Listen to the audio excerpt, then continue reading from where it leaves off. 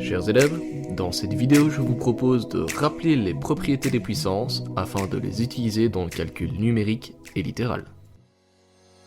Rien de nouveau sous les tropiques, les propriétés des puissances découvertes avec les nombres s'utilisent aussi avec les lettres. On va juste en rajouter une quatrième, petit bonus lorsqu'on rencontre des fractions littérales. Rappelons donc la première propriété, produit de puissances de même base. Celle-ci nous permet, lorsque l'on multiplie une même lettre, de regrouper ses facteurs en additionnant uniquement leur exposant. La deuxième propriété, puissance d'une puissance, permet quant à elle de multiplier les exposants lorsqu'une lettre possède déjà un exposant et qu'on souhaite malgré tout l'élever à une autre puissance. La troisième propriété, puissance d'un produit, est très souvent utilisée dans le calcul littéral.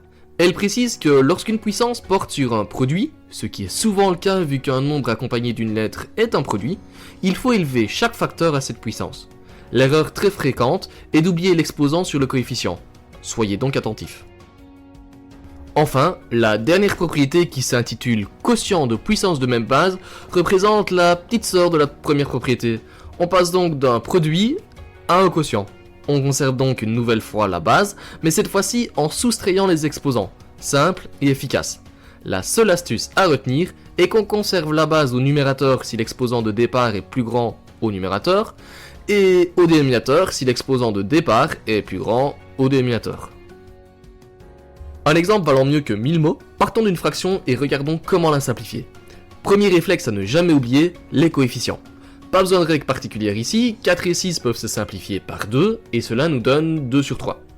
Maintenant que les coefficients sont simplifiés, passons aux variables. On retrouve d'abord la variable x, dont l'exposant au dénominateur est le plus élevé. Il suffit donc de réécrire x en dessous, et pour l'exposant, calculer 4 moins 2. La variable y, quant à elle, possède un exposant plus grand au numérateur. Il suffit donc de la réécrire au-dessus, et de calculer l'exposant 6 moins 3. Tu sais maintenant comment utiliser les propriétés des puissances dans le cadre du calcul littéral.